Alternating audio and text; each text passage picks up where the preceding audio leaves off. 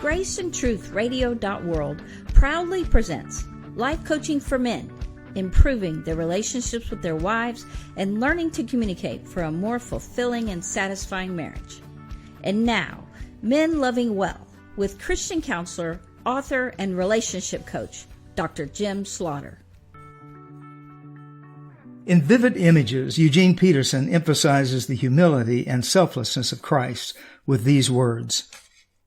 He writes, "It is difficult to recapture by an act of imagination the incongruity of a person self-designated as the Son of Man, hanging pierced and bleeding on a cross. The incongruity is less dramatic, but even more offensive when the Son of Man has dinner with a prostitute, stops off for lunch with a tax collector, wants time blessing children when there were Roman legions to be chased from the land, heals unimportant losers, and ignores high-achieving Pharisees and influential Sadducees. Jesus juxtaposed the most glorious title available to him with the most menial of lifestyles in the culture. He talked like a king, and he acted like a slave. He preached with high authority and lived like a vagabond." Men, including husbands, balk at the idea of being a vagabond. Our sense of self-worth resists it. Perfectionistic and obsessive tendencies seem to come with being male. We thrive on achievement, and we make our meals of recognition. There's something in men that makes us want to shoot the biggest elk and catch the biggest bass and drive the fastest car. We want to be first, and we want to be best. I hated the color silver because it reminded me of second place. We play to win. Mistakes are unforgivable because they hinder our stardom and they reveal our terror of incompetence. It's hard for us to admit the truth about our hereditary faults and limited talents. As real as they are, it's just hard for us to be humble. When a man takes a long, deep look inside, he identifies with men like James and John. These are the disciples who came to Jesus with a request for stardom, for recognition, for power, and for glory. Their story shines a spotlight on our own hearts, showing us a part of ourselves we don't like to think about. Mark tells us about it in chapter 10 of his gospel. James and John, Zebedee's sons, came up to him. "Teacher, we have something we want you to do for us." "What is it? I'll see what I can do." "Arrange it," they said, "so that we will be awarded the highest places of honor in your glory. One of us at your right, the other at your left." Jesus said, "You have no idea what you're asking. Are you capable of drinking the cup I drink, of being baptized in the baptism I'm going to be plunged into?" "Sure," they said. "Why not?" Jesus said, "Come to think of it, you will drink the cup I drink and be baptized in my baptism. But as to awarding places of honor, that's not my business. There are other arrangements for that." When the other 10 heard of this conversation, they lost their tempers with James and John. Jesus got them together to settle things down. "You've observed how godless rulers throw their weight around," he said. "And when people get a little power, how quickly it goes to their heads. It's not going to be that way with you. Whoever wants to be great must become a servant. Whoever wants to be first among you must be your slave. That's what the Son of Man has done. He came to serve, not to be served, and then to give his life away in exchange for many who are held hostage." It's easy to be appalled at their ambition. It's easy to be shocked by their self-focus. It's easy to be offended by their move to beat their brothers to the punch. But would we have done any better? Sometimes I wonder if I had been there and been them, I might have done the very same thing. It gets worse, though, when we see the progression of events leading up to their request. First progression step. Entering the villages around Caesarea Philippi, Jesus called the crowd to gather round his disciples. Chapter 8. Calling the crowd to his disciples, he said, "Anyone who intends to come with me has to let me lead. You're not in the driver's seat. I am. Don't run from suffering. Embrace it. Follow me. I'll show you how. Self-help is no help at all. Self-sacrifice is the way, my way, to saving yourself, your true self. What good would it do to get everything you want and lose you, the real you? What could you ever trade your soul for? Then the second progression step, chapter 9. 6 days later, Jesus took Peter, James, and John and led them up a high mountain. His appearance changed from the inside out, right before their eyes. His clothes shimmered, glistening white, whiter than any bleach could make them. Elijah, along with Moses, came into view in deep conversation with Jesus. Peter interrupted, "Rabbi, this is a great moment. Let's build 3 memorials, one for you, one for Moses, one for Elijah." He blurted this out without thinking, stunned as they all were by what they were seeing. Just then a light, radiant cloud enveloped them, and from deep in the cloud a voice, "This is my Son, marked by my love. Listen to him." The next minute the disciples were looking around, rubbing their eyes, seeing nothing but Jesus, only Jesus. Coming down from the mountain, Jesus swore them to secrecy. "Don't tell a soul what you saw. After the Son of Man rises from the dead, you're free to talk." And they puzzled over that, wondering what on earth rising from the dead meant. Now the third progression step, also chapter 9. Leaving there, they went through Galilee. He didn't want anyone to know their whereabouts, for he wanted to teach his disciples.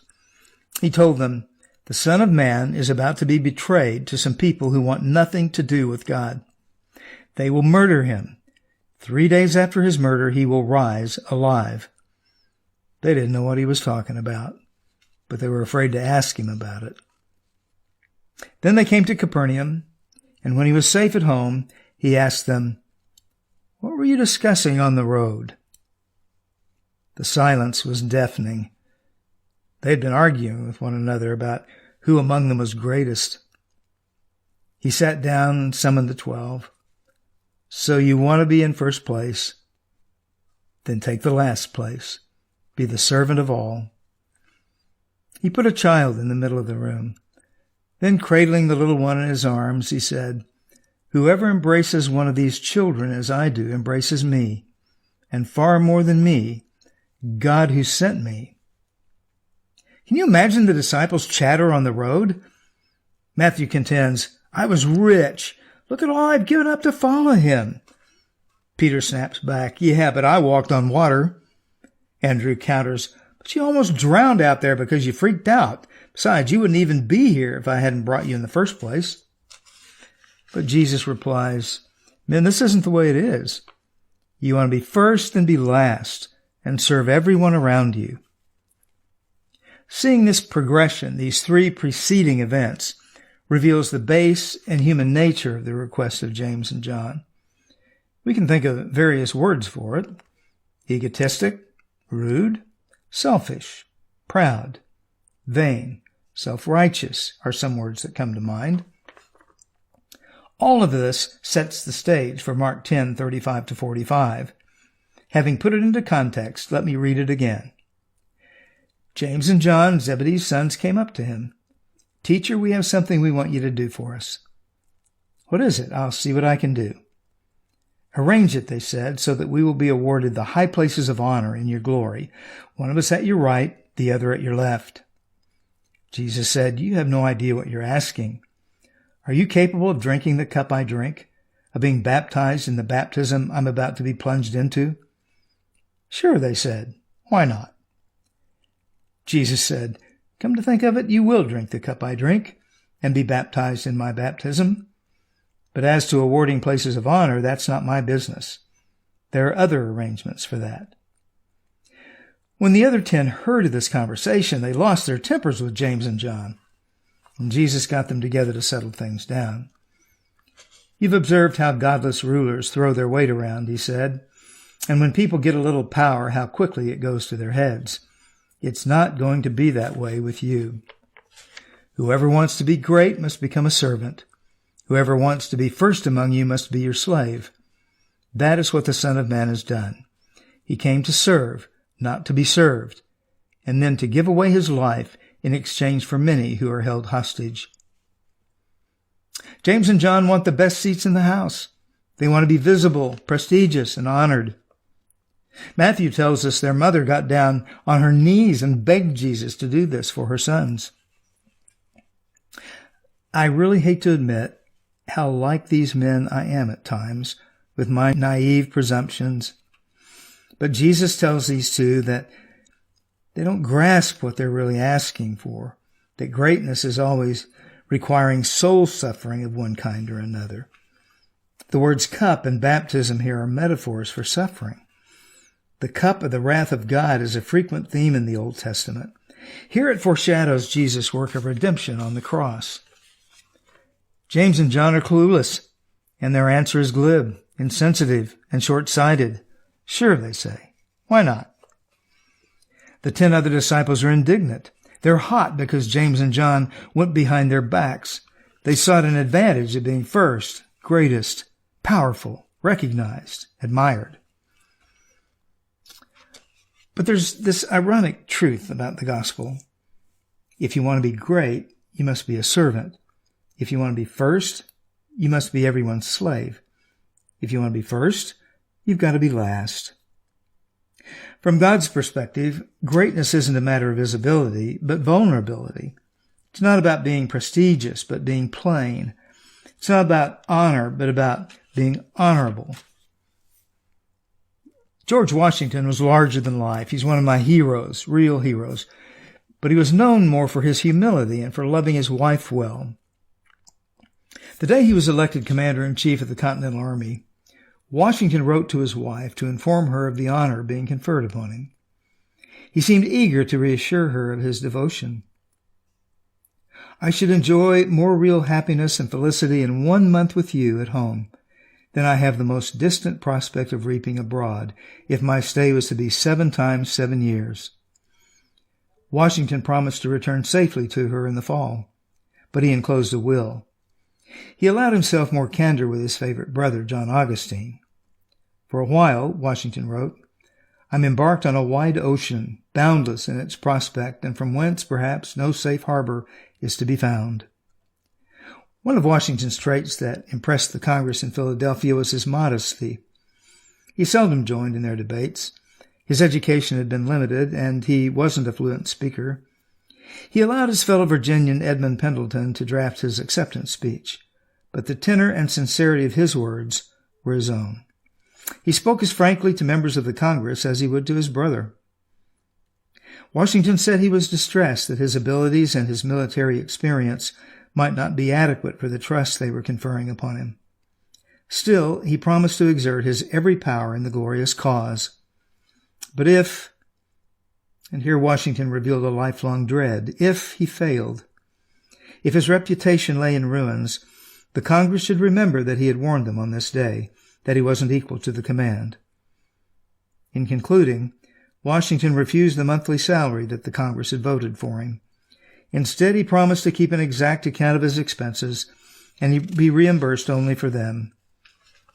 His brief speech was favorably received. John Adams thought it was noble, particularly the part about renouncing his pay. See, the disciples thought that greatness was about crowns and thrones. Jesus knew that greatness is about crosses and thorns.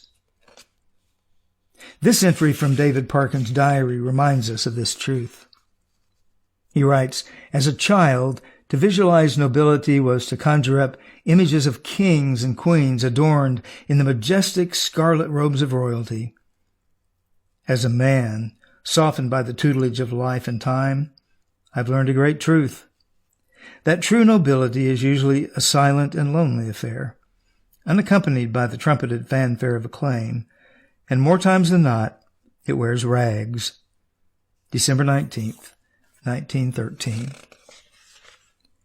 And so we see the ultimate example in the Lord himself. The one who deserved to be served will serve. He who deserved to live will die. He will ransom his own life to buy sinners out of the slave market of sin. This is the ultimate irony.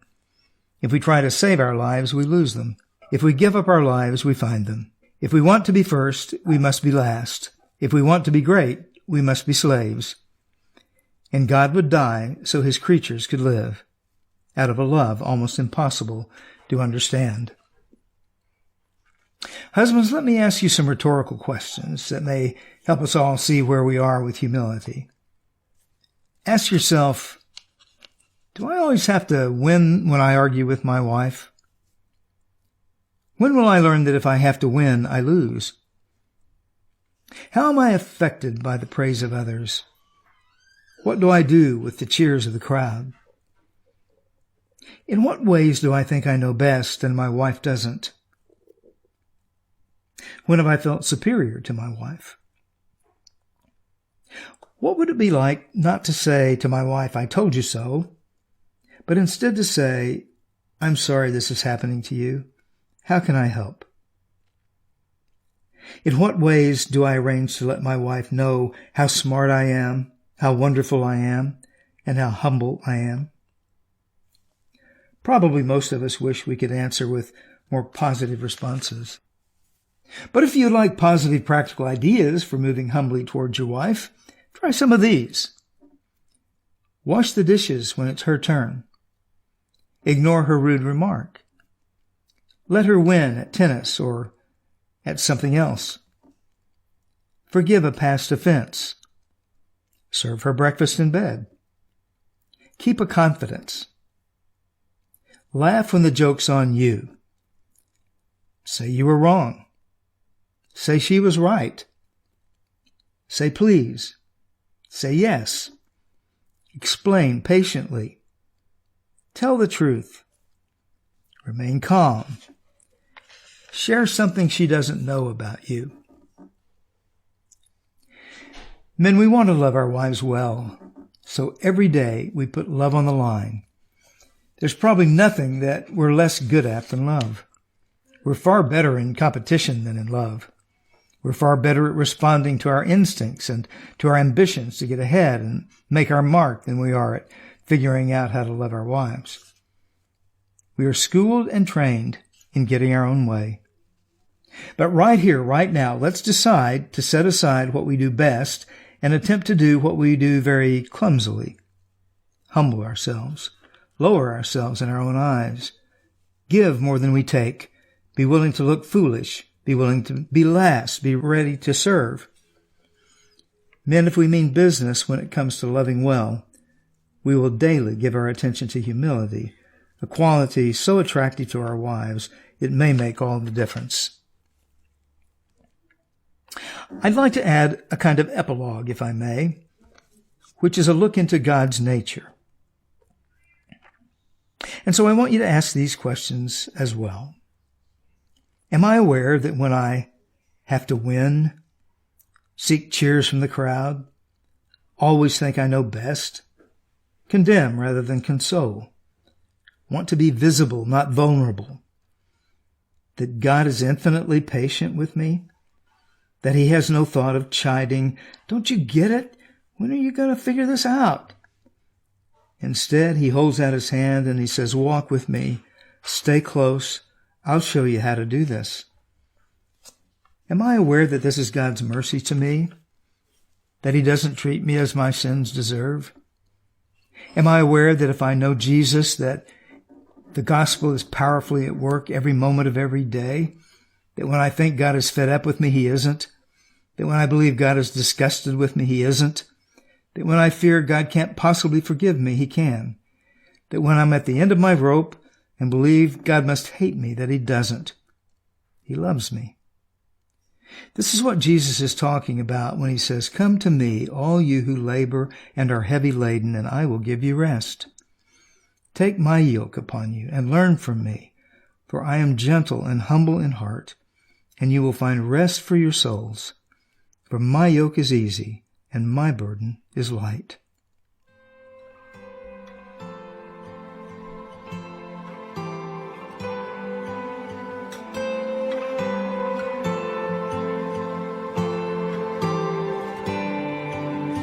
Humble King, Holy One, friend of sinners, God's own Son, God in flesh, among men. You walked my road, you were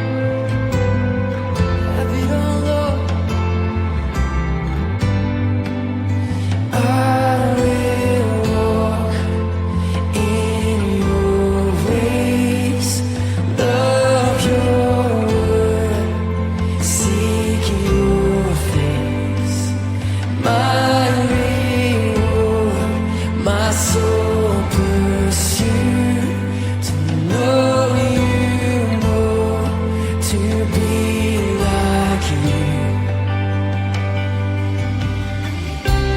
All I want, all I need, more of you, less of me. Take this life, Lord, it's yours. Have my heart, have it all. All I want, all I need, all less of me. Take this life, Lord, it's yours. Have my heart, have it all.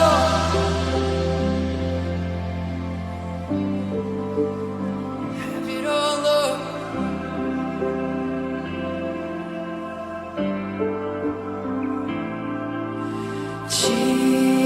Jesus, Jesus, all I want is to be like you. Jesus, Jesus, all I want is to be like you. Jesus, Jesus, all I want is to be like you. Jesus, Jesus, all I want is to be like you. Jesus, come on, lift your voice.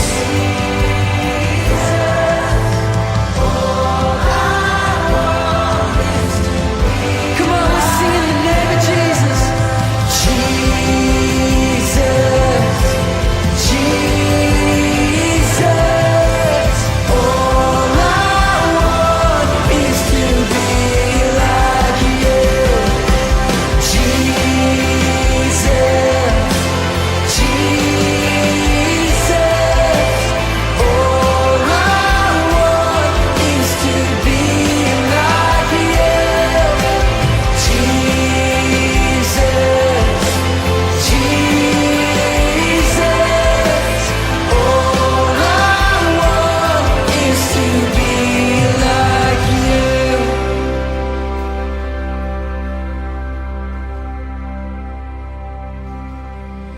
All I want, all I need is more of you, Lord, less of me.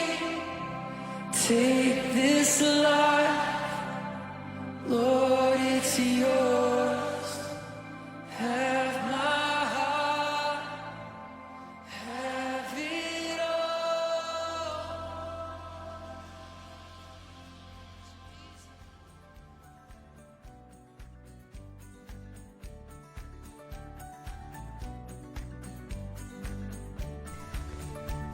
Thank you again for joining us.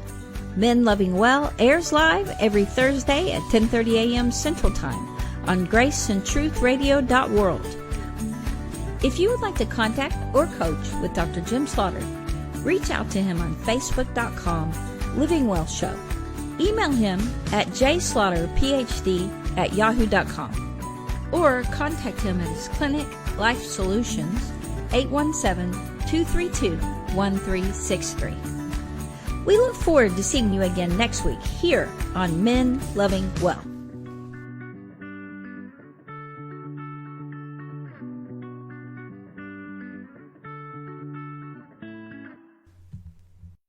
Life Solutions Coaching and Counseling in Fort Worth, Texas is a full-service wellness clinic providing individual, group, and family counseling, one-on-one coaching for life and wellness, and naturopathic treatments of medical massage therapy combined with essential oils to ensure you reach your health and wellness goals. Sessions are available in person or by phone. Get started on your new life today. Just call 817-232-1363 or go to lifesolutionscoachingandcounseling.com or email them at lifesolutionscc@yahoo.com.